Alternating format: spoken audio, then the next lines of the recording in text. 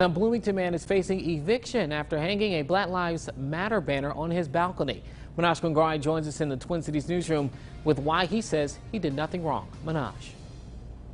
Yeah, Eugene, Donovan Burton says he's in a real catch-22 after being handed an eviction notice. He says he doesn't want to leave the apartment where he's raising his infant son, but he also wants to show his son that he's standing up for what he believes in.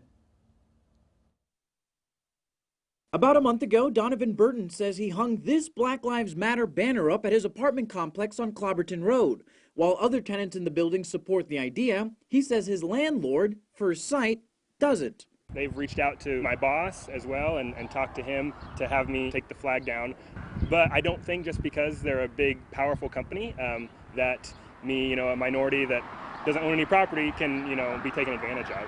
He says 2 weeks after putting the banner up, the vice president of First Sight, Ulysses Naples, came to his apartment while he was at work and took it down without warning. So I reached out to Ulysses and just, told him I had looked over the lease, since then, and I didn't think there was anything in it against, me hanging a flag.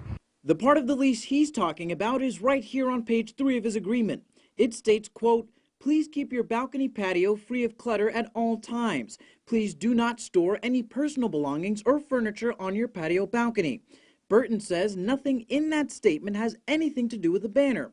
So he got a lawyer, and she believes this was discrimination. Tenants have personal property out on their back porch, but the landlord is not enforcing this rule or regulation equally onto other tenants. Now he says he doesn't want to attack First Sight, but he also doesn't want his voice to be muted. I've never said that they are racist at all. My son is also multiracial.